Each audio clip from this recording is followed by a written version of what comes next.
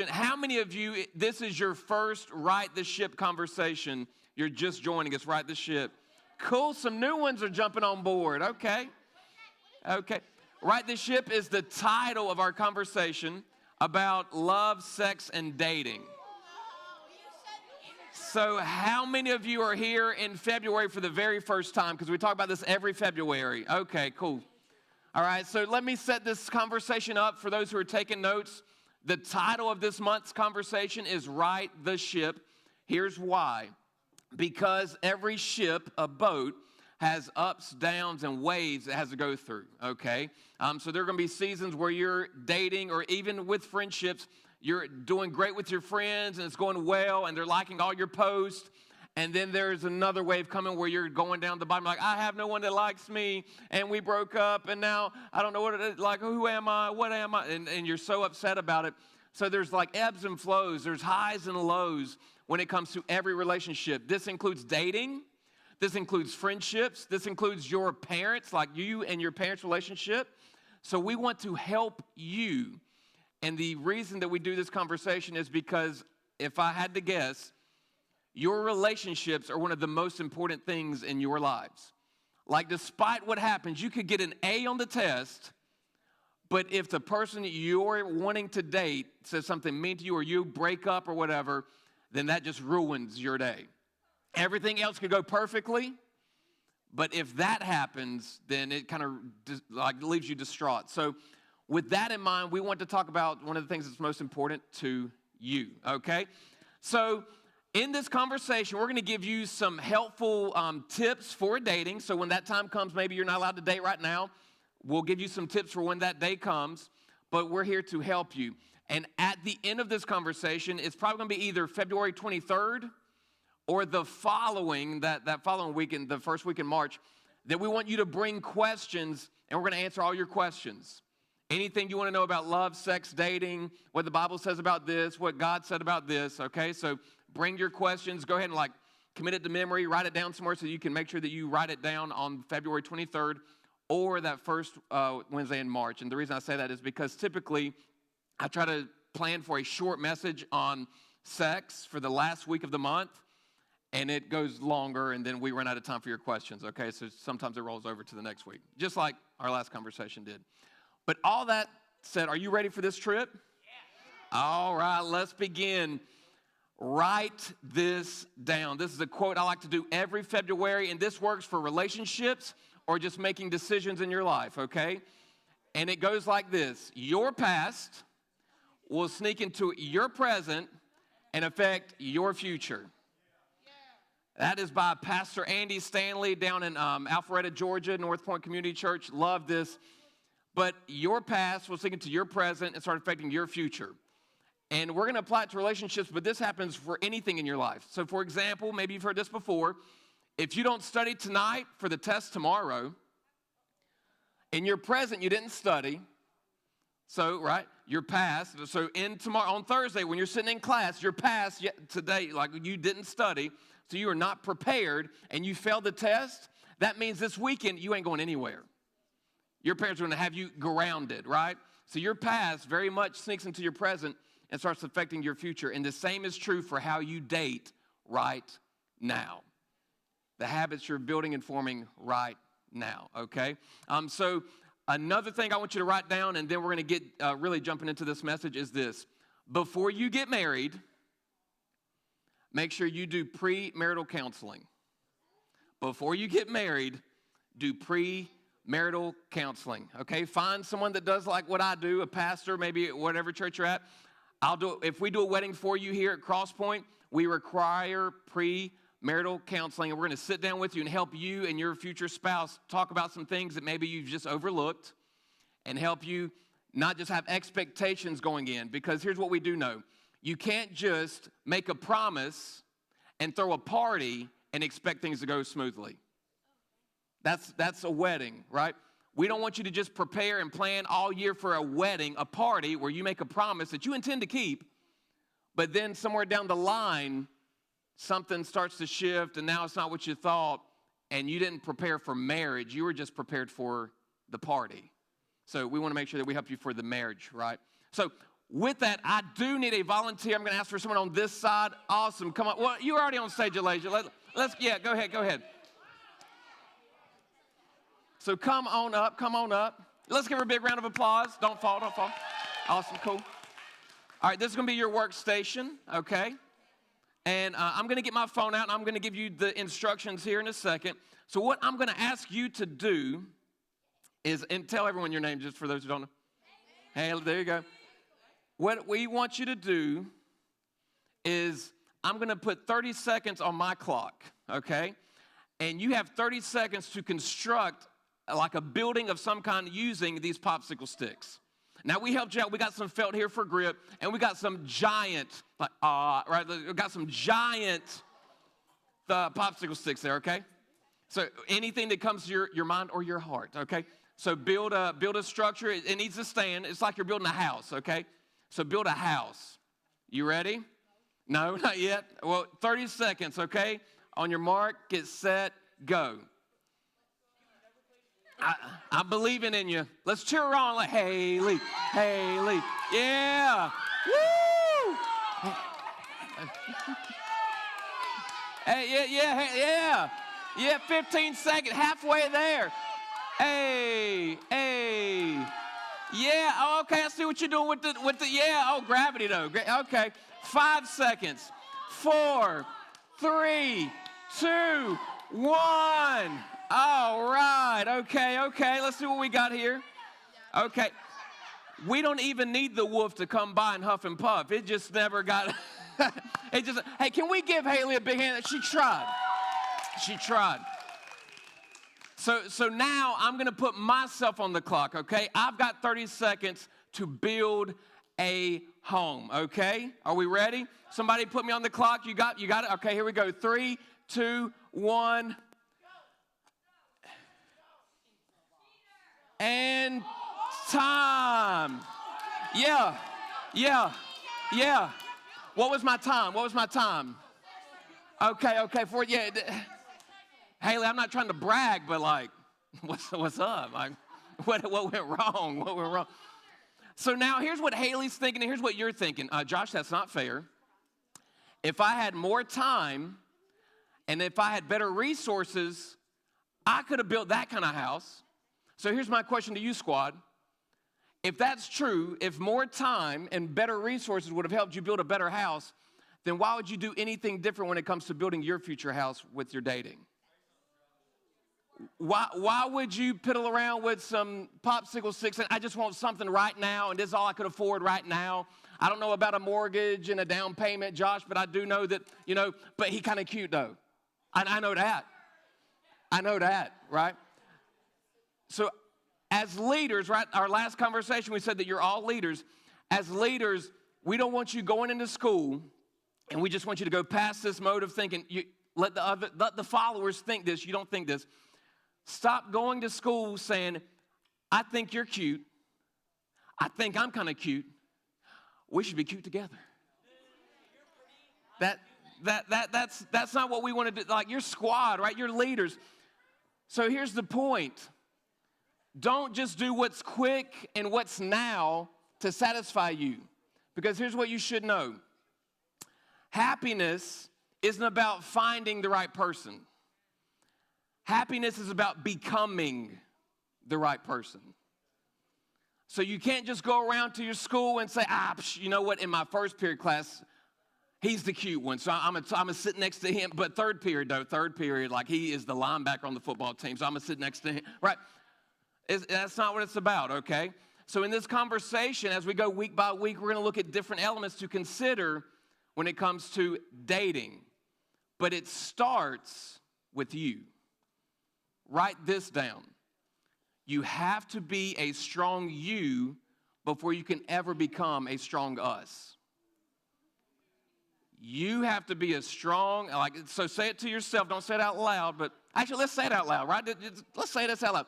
Say, I have to be a strong me before I can be a strong us. For the girls that are in a relationship they're trying to get out of, that is your breakup line for tomorrow. Honey, My youth pastor told me I need to be a stronger me before we can be a stronger us, so I'm going to just need a break. You're welcome. You're welcome. Fellas, if you hear that tomorrow, I'm so sorry. So I apologize. But hey, you have to be a strong you before you can ever be a strong us. So I want to present to you 2 lies and 2 truths, okay? 2 lies and 2 truths. Here's the first lie. It'll be on the screen for you. The first lie is that I need this person so I can be complete. This is a trap that many people fall into. Maybe you're not there now, but as people get older, you'll hear about them in high school. They think they have to find the right person to complete them. And then you'll be in a conversation, and they'll say, I think I'm in love. Like, they just get me. They complete me. And if that is your friend, I need you to slap them metaphorically, not literally, and say, girl or God, that is not true, okay? So somebody say lie. All right, here's lie number 2. Check out this lie. If this person needs me, then I'll be complete. So that's saying that, now all I need to do is I need a project to work on. So if fellas, if you're dating someone and you're like, she's kind of needy and I want her to do this and I wish she would do that, so I'm going to train her to do those things. That is not a healthy relationship. But here's what it says. It says that you feel better when you think you're in control and you can change people into who you want them to be. That's not a relationship. That boat is sinking, okay? So that's not what you want. So here's what you should know. So here is your truth. Here's the truth. Only God can complete you. Only God can complete you. Now let me prove it. The person you're dating or that you hope to date did not create you. So they cannot complete you. So I want to help you out. I want you to take the pressure off of yourself and thinking, I've got to complete this person. I've got to transform myself and what I like and don't like. He's a Florida fan. I need to be a Florida fan. Oh, we don't like that? Oh, okay. Oh, you watch CNN or Fox News? I'm just kidding. Hey, in high school, that'll make more sense. But you shouldn't transform yourself into what they like. Let me give you a little story about when me and Marissa were dating. It was about date number 7-ish, maybe. And me and Marissa went to go eat at Mikasitas, right? Not a bad budget. We had already spent a lot of money in the early date, the first 4 dates, actually the first 3 dates, spent a lot of money. So then I was like, hey, date number 4, let me cook for you, right? Running out of money, okay? But on this particular day, we went to Mikasitas, and I remember on the way there, we were doing the thing, and we're going to help you with this too, where you just go back and forth asking each other questions. Like you're just trying to get to know each other. What's your favorite artist? Like, what's your favorite music? Favorite band? All right, who do you like the most? Right, J. Cole. If it's not J. Cole, we got to break up now, right? You know. So we're doing this 20 questions thing and trying to get to know each other a little bit better. And I noticed that some of her answers, I was like, well, yeah, that's kind of mine. But I didn't want to be that guy. I didn't want to be that chameleon that just like changes into what you like. And what I told her as we were getting out of the car is that I already know that I like me, right? I'm a strong me. I'm trying to find out if I like you or not, and I want you to find out if you like me or not. I don't want to just become you so that you can date you. Because if that's the relationship we're going to have, eventually I'm going to get confused on who I am, and when we break up, I'll never know who I am. And now I have to become someone else. So don't be the chameleon when you're dating. So only God can complete you. So since that's true, check this part out. God made people who are compatible to you and who complement you. So no one else can complete you, but you should know that God did make people who are compatible to you and who will complement you. You'll go hand in hand. So for example, me and Marissa don't like all of the same things. Like for her, music. She loves music. She knows all about music. Me, I don't know any pop culture stuff. I don't know the names of people in bands or musicians or anything like that. That's not me. But she compliments me. She doesn't complete me, but she does compliment me. So I want you guys to, when you go into dating, don't look for someone to complete you. God does that. Right, fellas? Up here. There we go. Right, there we go. I don't want you to miss this. So when it comes to dating, you're not looking for someone to complete you, but to compliment you. Now, fellas, that doesn't just mean like brag about how something good looks on her. That's actually something you don't want to do right out the gate, okay? A great way to approach a lady, and ladies, correct me if I'm wrong, is to kind of reach out your hand and say, hey, my name is, insert your name, and say, what's your name? Great way to start a conversation. Don't roll up into a DM saying, what you know about, right? It's like, that doesn't even, don't watch Into the Spider-Verse and go and grab her by the shoulder and say, hey. Don't do that. Don't do that. His uncle is the evil guy anyway, so you know that's bad advice. He did. He still died. But spoiler alert. Now we can't use this one on YouTube. So you're not looking for someone to complete you. You're looking for someone who's compatible to you. All right, so somebody say compatible. Very good. All right, so we got that out of the way. So now with that in your mind, I want you to take the tension off of feeling like you have to complete somebody else and become somebody else to date someone else. What if, when you're dating, especially at your age, you just tried to find out, do I like those qualities or not? And you'll have a list, go in open-minded and say like, okay, I like this, oh, I didn't like that. Oh, this was pretty cool, oh, that was pretty cool. And as we go through this conversation, we're gonna give you some red flags to look out for.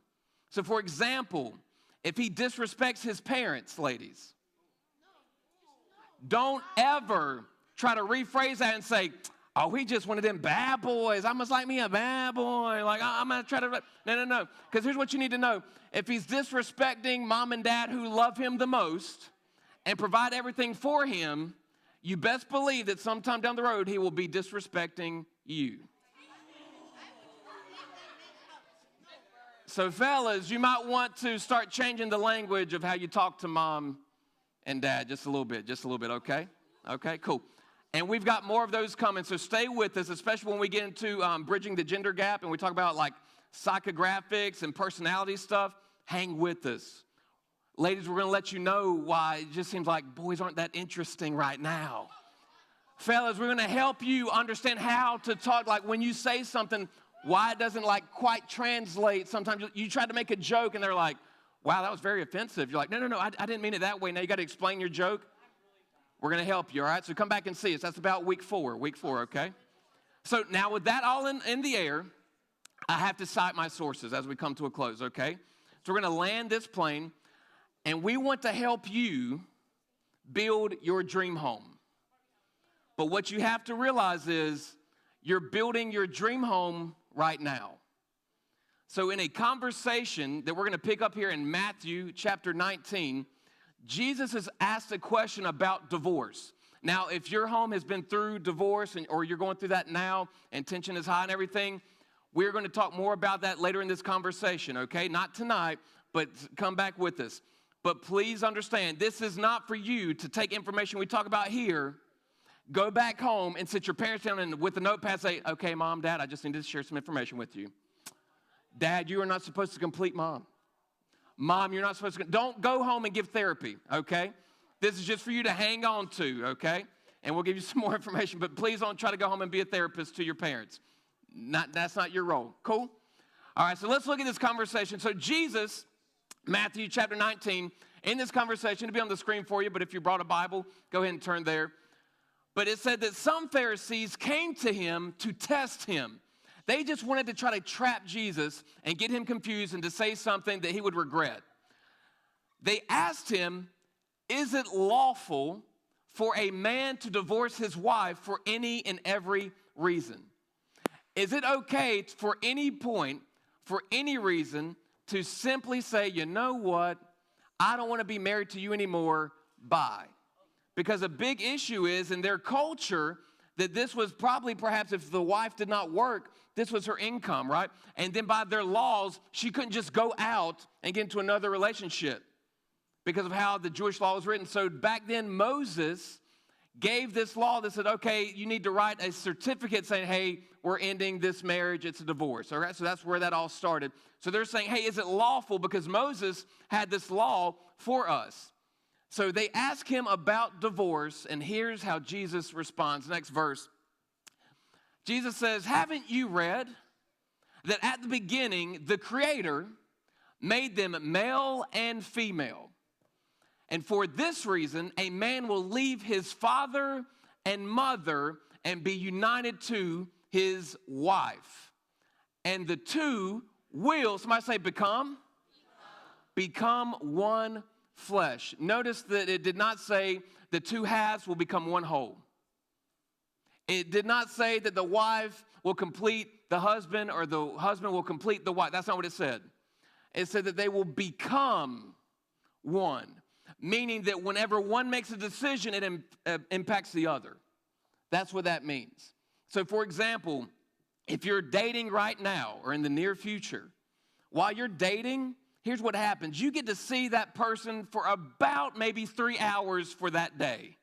If you go to school together, you get to see them, if you're in the same class, maybe about 6 hours that day. And then after the conclusion, you go to your house and they go to their house. The decisions you make do not impact one another. In fact, let's just play this all the way out. Ladies, if he just goes crazy and fights someone and gets arrested, and he goes to jail, and for some reason he remembered your number, and he calls you and says, hey, I'm locked up. They won't let me out. Right, I'm locked up. So if that was you, if that happened, your finances have not been impacted. You might lose some sleep if you're worried about the guy. Or you might say, hey, I need to be a stronger me. Well, I got you on the phone. Before we can be a stronger us, I'm going to bow out for a little bit. I hope everything works out. But you have not been impacted. But if me and Marissa, tonight, if something crazy happens and I get into a fight, and I'm out there in the parking lot handling my business, and I get arrested. Officer Vargas rolls up here, our security team tackles me, and I get arrested. Our finances are impacted, mine and Marissa's, because now I need to pay for a lawyer. I'm going to be locked up, so I won't have time to spend with my family. And the person I was fighting has some friends, Bobo and them, that has some things that know where I live, and now they want to pay me a visit at my house that I'm not at, and they shoot up my house with my family inside. I've just put my whole family in jeopardy because of my decision. So here's another tip for dating. Do not date like you're married. Don't behave like you're married because you are not married. You know what marriage is? That union that Jesus was talking about? Marriage is when you leave home, like Jesus talked about, because you have a place prepared. And you're making a promise to that person and to God saying that I want this to work and I'm going to take this seriously. And you're not in the capacity to do that until you have prepared for it. Well, Josh, how do I prepare for marriage? Well, an education really helps, right? Because fellas, I don't know how to break it to you, but you may just like be distracted by the girl in your class because she looks good and all that, and her lip gloss is popping, right? And I get all that. Her eyebrows are always just like there. So if you're worried about her and being attracted to her, you're like, hey, I'm not going to do my homework. I'm not going to worry about grades. I'm just going to worry about her. I need you to know she don't want to be broke for her life. So if you're trying to attract her, right, you need to be a strong you with a strong 401k, okay? You need to have some income because she does not want to be broke her whole life. Cool? So there are things right now, habits right now that you're forming that are either going to determine if you get your dream home or just some lumber that you got to work on time and time again. So your question for tonight in our opening conversation is, what are you building?